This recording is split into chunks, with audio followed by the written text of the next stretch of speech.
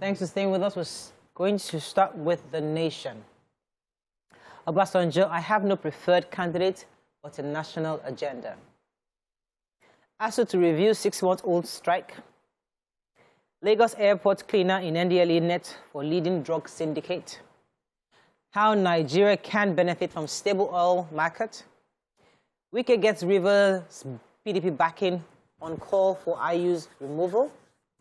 Federal government to block illegal diversions on Lagos-Ibadan Expressway.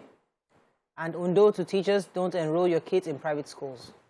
Yeah. Okay, let's start. I've got the major headlines. So the former president, Olusegun Obasanjo, yesterday when he went to visit former head of state, Abdulsalam Abubakar in Minna, Niger State, responding to questions. And he's, they were asking him about his support for the Labour Party presidential candidate and flag bearer.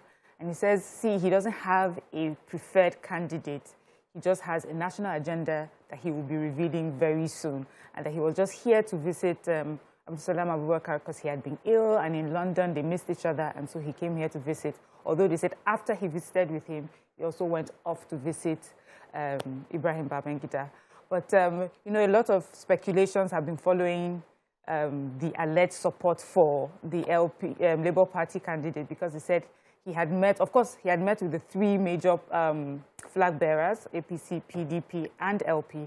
But in London, there was a meeting, and it was alleged that he had tried to encourage Wike to give his support to Peter Obi because he believed that Peter Obi would be a better candidate. But he's denying that that is what happened, but he just wants, I guess, the best for our country. And then we'll see what that national agenda he's going to reveal be. You have to give it to him. He's a pretty strong elder statesman, and he's taking that position very seriously. When two godfathers are meeting, Abdulsalami and you have to kind of think what sparks are happening. We don't even know what's happening.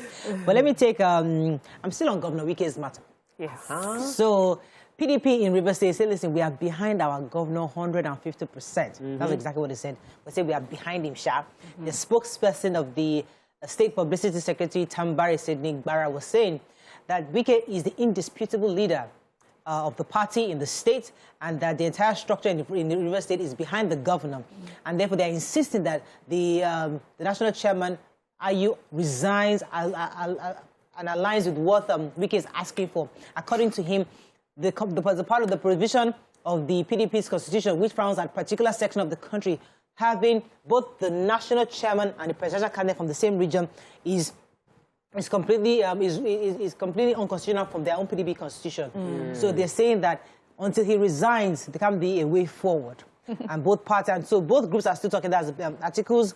People are still talking to the PDP in Rivers, and they are all saying that, listen, whatever that this has happened back in 2007 and 2008. Where President Musa Yar'Adua emerged as Senate bearer, and there was Colonel Amadou Ali, who was national chairman, and had to resign to make opposition for Ogbalofo, who became the national chairman. So there's a precedent. There's a precedent. So they're insisting that that's the only way they're going to resolve this matter. Teachers, I wonder, do they take like sleeping pills to sleep? Man, the intrigues and intricacies. Yes, it's politicking. The story broke yesterday all over social media that there was major crisis going on in Mile 12. Area of Lagos State, conflict between Eye and Aye, and in the midst of the violence, a national union, a member of the NURTW in Mile 12 lost his life. He was killed in the violence. His name is Suleiman Lawal, alias Akiru, and he lost his life in the violence. The information was confirmed by the police spokesman, Benjamin Onde, in Lagos State. He said the command is aware of the violence, the clash going on at Owode area and the DPO is handling the situation, reinforcement to be ready, and they are monitoring the situation. But then somebody... Okay, died. The Punch. PDP and WC divided over IU. Chairman's fate is uncertain. Picture here of Libya factional governments clash, 32 killed, 159 injured. 30,000 died of air pollution in Lagos, says Lassa. Lassa fever cases now 894. Ondo, Edo lead. Accident kills 3. Commuters decry Lagos-Ibadan gridlock. ASUU strike enters 196th day. Union decides today. Unpaid salaries, Plateau, Benue, Ondo workers, others groan. And aviation sector's GDP crashes by 61% amid crisis. Okay, which story are we starting with? I've got the ASUU story. So as of today, the ASUU strike has entered its 196th day. There's a meeting of the National Executive Council of ASUU. I think it began yesterday and it will continue for a few days. And they're just going to discuss if they're extending the strike or calling it off. The report says that they spoke to a few people who cannot be named, but they said that it looks like there might be an extension of the strike because what the NEC would, the meeting that NEC is having is to find out what the different state chapters have decided. And they say from 90% of the responses they've gotten, they're all asking for an extension. The Education Ministry is saying that they have done, really everything to, on their own part. They said concerning the IPPIS, UTAS, they are looking for how to, merge them so that it works for everyone and there's just one payment. And that in spite of what they're doing, to insist on extending the strike is unfair. NAPTAM, which is the National Parent Teacher Association of Nigeria, are now calling out the lecturers. They're saying the reason that parents find themselves where they are now is because most of these lecturers have other jobs. It's either they are teaching at other private universities, so this really does not pinch them. And even after the strike, they may still get paid by the federal government. And so they believe that that is why ASUU is still adamant on extending the strike. Interesting, different perspective. Lassa fever, it's a very short story, but important that we keep on saying this. The Nigerian Center for Disease Control, NCDC, says they've confirmed 894 cases of Lassa fever infection. This is an hemorrhaging fever. So about 33% of the results, they tested about over 6,000 suspected cases, but confirmed 894. 168 deaths have been recorded in this year. And of all the cases, 70% come from just 3 states, Ondo, Edo, and Bauchi states. These are the 3 states, majorly Ondo, contributing 31% to the cases, and Edo 26% to the cases.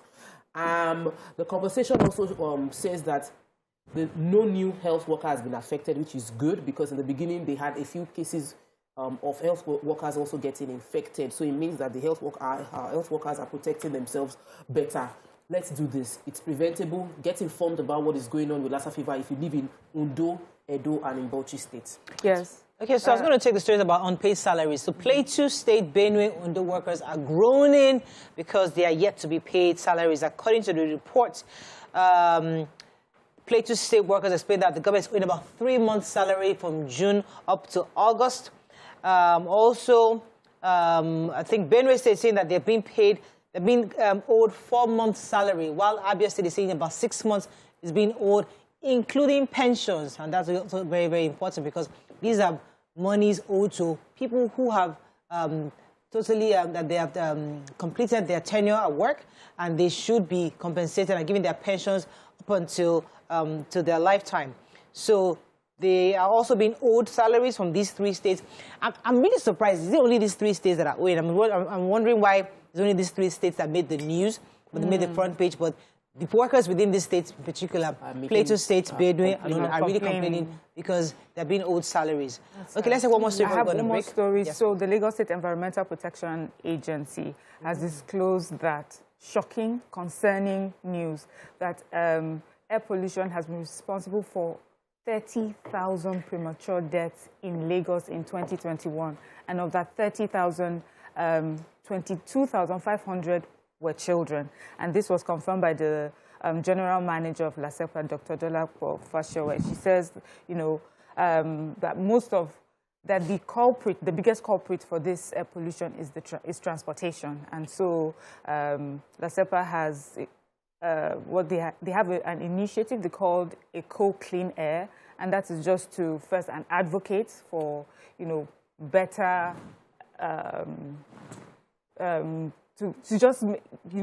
to advocate for clean air, less air pollution, and all the contributors to air pollution. They're working hand in hand with the Lagos State government. They said that they're looking towards what they call a hybrid pilot bus, and also hybrid bus rapid transit buses. And so this would help, to reduce the amount of emissions out in the air. They also talk about that the agency had an advocacy walk, and they have 6 air quality monitoring stations to assess air pollution in 6 areas in Lagos State. So they're just working hard to make sure, but it's really concerning to know the number of children that lose their lives to this sad thing. Okay, let me go on a quick break. When we come back, we continue with our review. Stay with us, we'll be right back. Thanks for staying with us. We're going to continue with the Daily Sun. Crisis brews in Tinubu campaign as Adamu's men allege neglect. NDLEA nabs Lagos airport cleaner who leads drug syndicate. Thousands march in Onitsha in support of Peter Obi. Lagos missing teenage girl reunites with family in Bauchi. Atiku IU others for Shekaral's defection in Kano today. 2023 poll, Nigeria needs God-fearing president, says Khan. PDP crisis stalls composition of campaign council, NEC meetings. Obasanjo just confers with IBB and Abdusalami. And Arthur Eze insists he gave loan to Andy Uba. Okay, let me start with the Atiku story. So the presidential candidate of the PDP arrived from London yesterday at 4 p.m. and he went straight to Kano in time for the defection of Ibrahim Shekaral of the PDP today, because he is moving from the NNPP party to a PDP. They are believing that with this defection, that Atiku is guaranteed 25% of the votes from Kano State. And you know, Kano is a huge deal. You know, the Kano, I mean, was it 4 million they got last time? I can't remember. That's a large block of votes that many candidates are seeing what they can do to get the majority of that state. So this defection is very important for PDP because, according to him, he's guaranteed to get at least 25% of the votes. Okay. NDLEA. So NDLEA said yesterday they arrested a man who was about to board an Air Peace flight to Dubai at the airport. And they said on him they found 3 bags which contained 8 blocks of cannabis sativa weighing 4.25 kg concealed in gari and crayfish. And then they found that he also worked with, he works with Ohiagu. This is someone that works at he's a cleaner at the airport. And they said there's this person in Dubai who contracted them to help work for him. So he contracted the Obina who was arrested with the drugs, and also Ohiagu, who is a cleaner that makes sure that there's free access or easy access for when his consignments come in and these people are trying to move. But the arrest of Obina led to the arrest of this cleaner. So well done, NDLEA. Very good. I want to take the story of Arthur Eze and Senator Andy Uba. So there's been this issue going on about, did you borrow me money? Did you support? Arthur Eze has taken a case to court that he gave Andy Uba an interest-free loan of 50 million naira. He did not dash him money. He did not support campaign. He gave him 50 million naira as loan, which Andy Uba did not deny that he got the money. But Andy Uba said that if he was supporting my campaign, I got the money from his company after I declared my intention to run, and I went to the altar, I was jubilating and sent a thank you message. Who would collect loan and send thank you message? Of course, he did not. He said nobody collects loan, according to what I read in the papers. His son. He said nobody collects loan and sends thank you message. That it was not a loan. It was a donation in support of his campaign. So it was not written, no documents. But the case, court has awarded, the High Court in Abuja has awarded that the senator should refund. They've gone to the place to take a few of his cars. Yes. So they can prove that it was a loan? It was, according to them, it was a loan. They said the so if you give me a gift now, please write it out. Yes, so this is a gift. So and this is a loan. I just gave you a gift. Yes. You know, thank you. Or you reply, well, if I give you a gift, just give thank you for the gift you gave. No, just evidence. Is this a gift or a loan? No, that would be too much. It will be too direct. If I send you one day, if I send you, thank you for the gift. If you now, no, it's not a gift. So I dashed you. You know. And the date. You know, reply. No, it's not a gift. I gave. So you have evidence. A politician, that someone gives you a gift, just say, is this a gift or a loan? Just to be sure. Okay. The points. Untold story of Police Service Commission IGP tussle. Over 50 families rendered homeless by flooding in Ebonyi cry for help. Highly connected cartel behind the crude oil theft, says Eva. Court remands housewife for inserting pepper into maid's private part. So They still do this stuff? at least even a young woman, Monica Aleke, is the housewife who is in court. She's a mother of 2. She had this girl come live with them. They said the girl came to live with them 6 months after she lost her mother. And she started staying with them. She's 16 years old. And on this particular day, this Monica Aleke inserted pepper into her vagina, saying that, accusing her of sleeping with her husband. The husband says she's constantly, that since this girl came to live with them, she's just constantly maltreated her, and that one time he went and he got clothes for his children, and he also bought for her because he believes she's like their first child. And his wife just could not let it rest, insisting that he was having an affair with this child. And yes, and then she did this. So the husband is even saying to the court, please make sure you punish her very well for this act that she did to this child, because this child didn't deserve it. Really sad. So unfair. Okay, moving on quickly now to Vanguard. PDP crisis article at wit's end as IU Wike dig in. Akiru to Ondo teachers, it's an offense to enroll your wards in private schools. I have national agenda for country, not special candidate for 2023, says Obasanjo. If you are really fighting for students, suspend strike, parents, nuns, task ASUU. 2023, don't listen to presidential candidates through proxies, Peter Obi tells Nigerians. 2023 presidency, not allocation to any zone, says NNPP. And 10 Nigerian states have bigger GDPs than some African countries, says Professor Oshibaju, the vice president. Okay, let's take Akiru to Ondo teachers. According to the report, the chairman, SUBEB, the SUBEB, Mr. Victor Olabim of the Ondo State chapter, said that the dwindling population of pupils in public schools, public primary schools across the state has led them to instruct that no teachers should allow their children go to private schools. And he was insisting that henceforth they will be held responsible for any dropout in the school's enrollment. According to him, I guess this is some kind of an enrollment drive to get more people to come into the public primary schools. Yes. Yes. It's a hot topic. It's a hot topic. Do you think so? Yes. I feel that we should because discuss it. It's worth discussing. part of the story says that the government had, given them fund, and this particular fund is something that they should get quite frequently, but they haven't gotten it in 5 years. But they've just received it from Governor Akiru, and so they have been refurbishing the schools, renovating the schools, and so because of that, you're now asking these teachers to make sure that their children come to these schools. Charity begins at home. So my own is, the other 5 years that they did not get those funds and the schools were just everywhere scattered, the teachers now took their children out and put them in proper private schools that were working. Salaries. Yes. Now that it's been fixed, they're asking them, bring your children back. Are you confirming that this is something that will continue? Or you wait another 5 years and then these children are in a school that's not working? It's interesting, So, yes. let's just take the story of the vice president speaking. And he said in his statement, he mentioned that Nigeria, we shouldn't compare Nigerian economy with other small African countries. That sometimes we just compare our GDP, that 10 states in Nigeria have GDPs more than many African countries. He mentioned the fact that Borno State in size alone is bigger than the whole of UK plus Sweden. And, no, he said the whole of UK, let me not exaggerate it. Yes, he said plus Sweden or Denmark.